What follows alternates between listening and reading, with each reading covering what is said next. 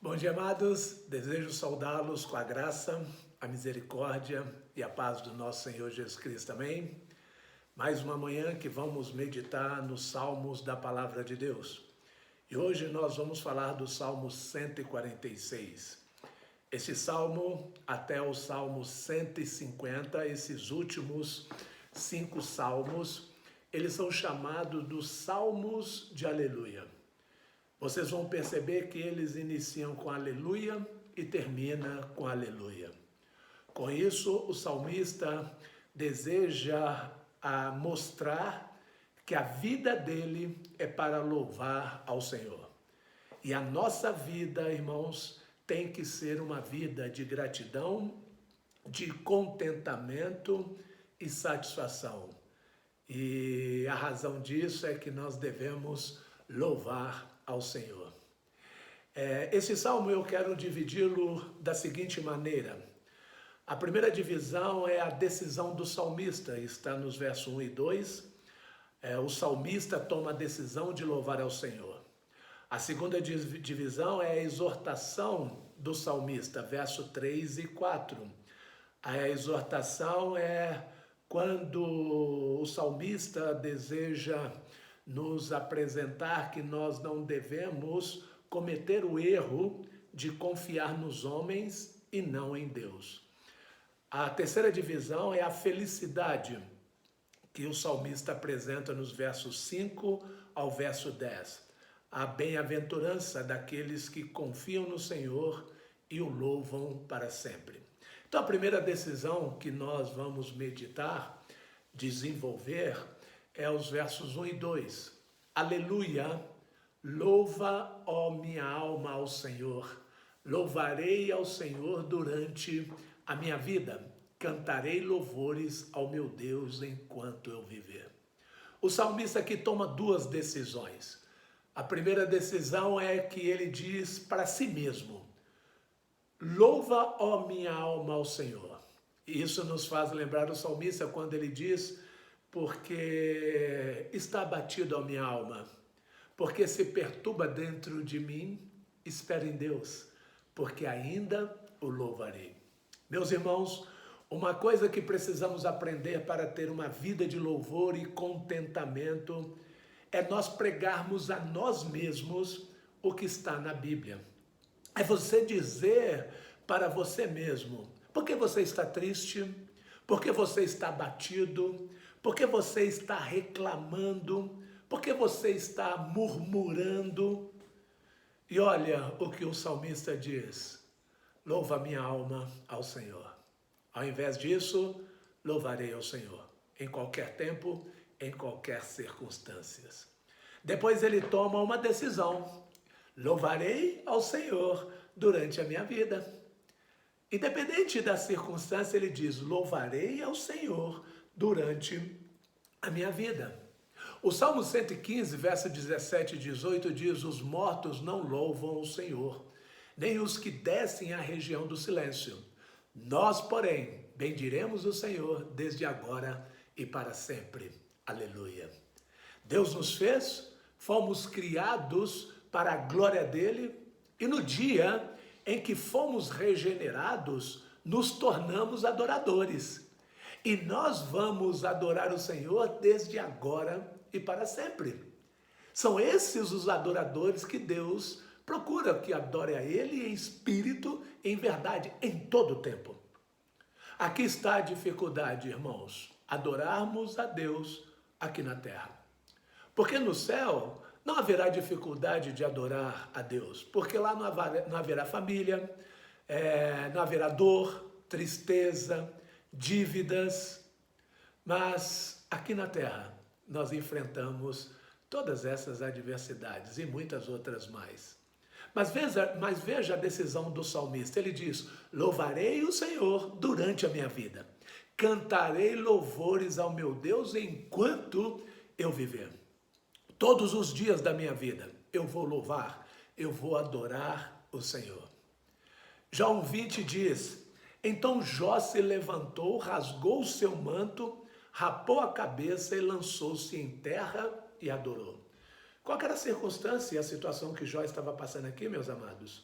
Jó em um só dia, perdeu todos os seus filhos, perdeu os seus bens, perdeu tudo aquilo que Deus o havia dado. E no meio de toda essa situação, diante de todo essa catástrofe, diante de todo aquele problema, ele adorou. Ele diz: nu saí do ventre da minha mãe e nu voltarei. O Senhor o deu e o Senhor o tomou. Bendito seja o nome do Senhor. Em tudo isso, Jó não pecou, nem atribuiu a Deus falta alguma. Não murmurou, não reclamou. Ele ficou nas mãos de Satanás, que o feriu de tumores desde a planta dos pés até a cabeça. Sua mulher o incitou a amaldiçoar a Deus. Por ele, diante de toda aquela situação, ainda se mantinha íntegro. E o que foi que ele disse? Falas como uma doida. Temos recebido o bem de Deus e não receberíamos também o mal? Em tudo isso não pecou Jó com seus lábios. Lá no capítulo 2 de Jó, verso 4 a 10. Às vezes, irmãos, passamos por doenças, dificuldades, lutas, mas isso não é motivo, do ponto de vista bíblico, para nós deixarmos de louvar a Deus, louvar ao Senhor.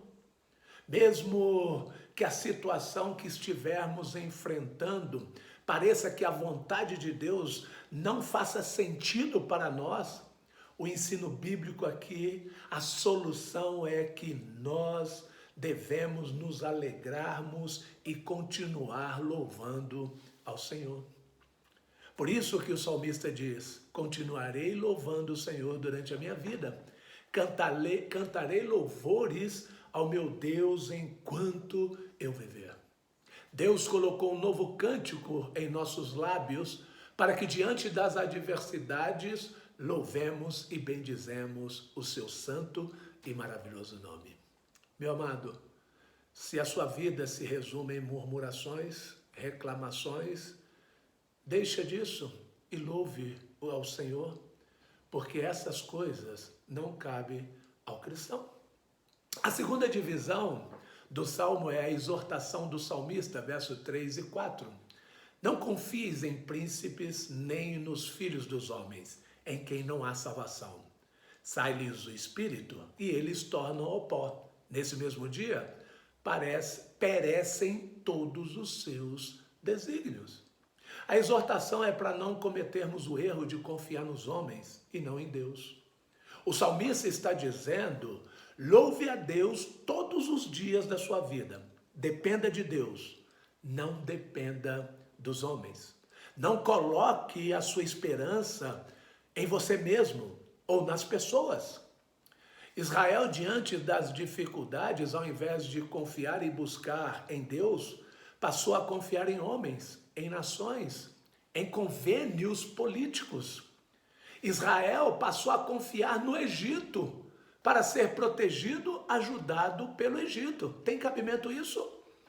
O povo que foi retirado do Egito de tanto sofrimento quer voltar agora a depender, a confiar e buscar ajuda no Egito. E Deus nos diz, amado, que nós não podemos colocar a nossa esperança, a nossa confiança em pessoas, em dinheiro, em recursos humanos. Nós não podemos tirar os nossos olhos de Deus. Assim como ele diz para Israel lá em Isaías, ele diz para nós que nós não devemos buscar nos homens, nas nações, mas nós devemos levantar os nossos olhos para o Senhor. E o salmista, na sua argumentação, ele cita Gênesis 3, que diz: tu és pó e ao pó retornará, ou ao pó tornarás. Né? Gênesis 3, 19, onde que ele diz aí no verso 4, né? Sai-lhes o espírito e eles tornam ao pó. O salmista está querendo dizer: você vai confiar em quem vai morrer? E quando morrer, todos os seus planos, todos os seus projetos caem por terra, serão destruídos. É isso que você vai fazer? É nesses que você vai confiar? Mas o salmista diz no verso 5, que é a terceira divisão desse salmo, a felicidade dos que confiam no Senhor. Verso de 5 a 10. Bem-aventurado aquele que tem o Deus de Jacó por seu auxílio, cuja esperança está no Senhor, seu Deus, que fez os céus e a terra, o mar e tudo que neles há, e mantém para sempre a sua fidelidade, que faz justiça aos oprimidos e dá pão aos que têm fome. O Senhor liberta os encarcerados, o Senhor abre os olhos aos cegos, o Senhor levanta os abatidos, o Senhor ama os justos, o Senhor guarda o peregrino, ampara o órfão e a viúva, porém transtorna o caminho dos ímpios. O Senhor reina para sempre. O teu Deus, ó Sião, reina de geração em geração. Aleluia.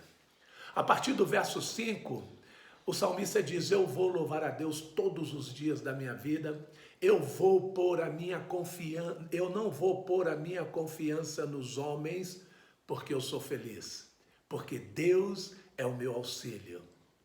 Essa palavra auxílio tem a ver quando Deus faz a mulher auxiliadora idônea do homem. E ele diz que ela será auxiliadora idônea.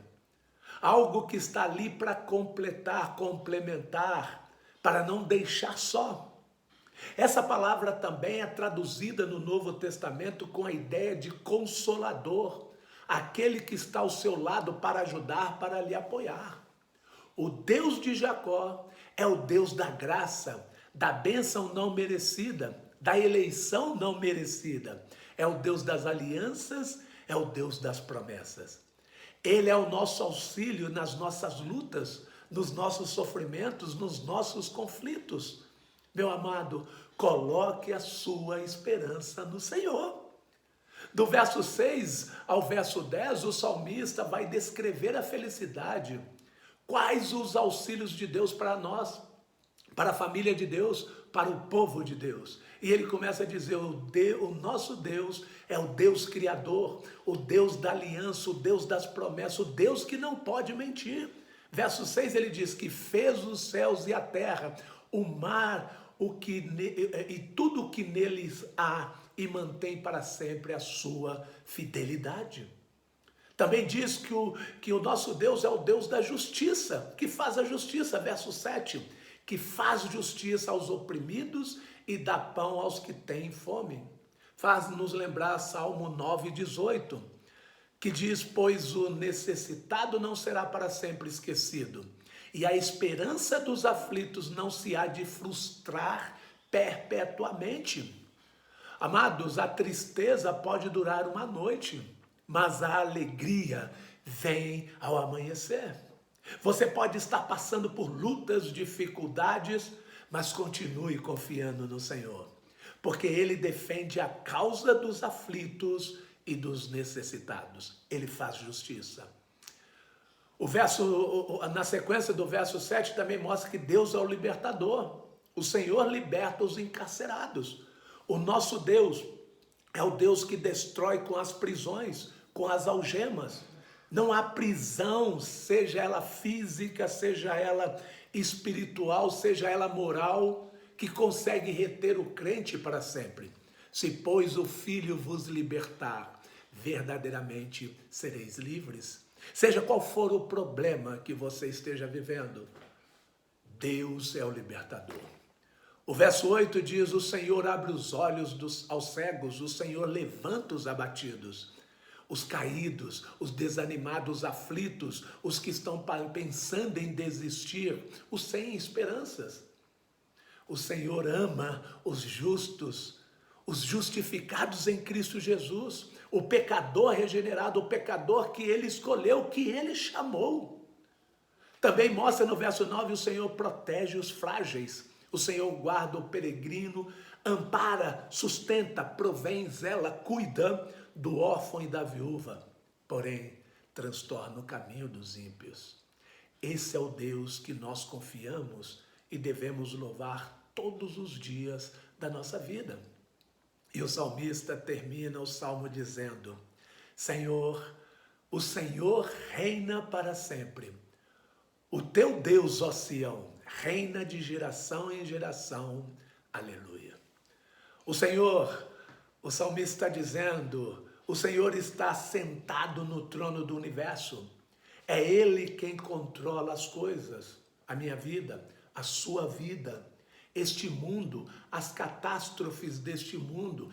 Ele é o Senhor, o soberano. Ele reina para sempre. O seu reinado não terá fim. E este Deus, amados, olhem o que é mais importante. É o seu Deus, é o nosso Deus, o Deus da nossa vida, o Deus da nossa família.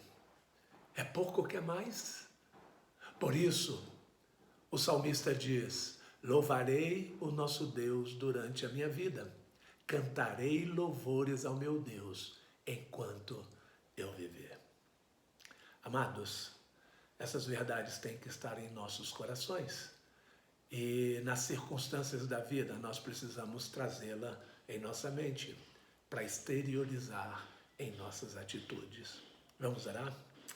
Maravilhoso Deus, obrigado por essas palavras tão poderosas do salmista, que elas possam entrar em nossos corações, que mesmo em meio a tudo que estejamos passando e vivendo hoje, que possa haver louvor, gratidão na nossa vida, no nosso coração, e reconhecimento que o Senhor é tudo para nós. Que o Teu Santo Espírito trabalhe em nossa vida, a começar em mim, tirando toda a murmuração, reclamação, toda a ingratidão e tudo aquilo que tenho feito que não agrada ao Senhor e que questione o Senhor. E a nossa oração também é que o Senhor continue sendo o nosso Deus, desde agora e para sempre. É o que nós oramos, no nome do Senhor Jesus Cristo, hoje e para todo sempre. Amém. Meus amados, que Deus abençoe e continue tendo uma excelente semana no Senhor.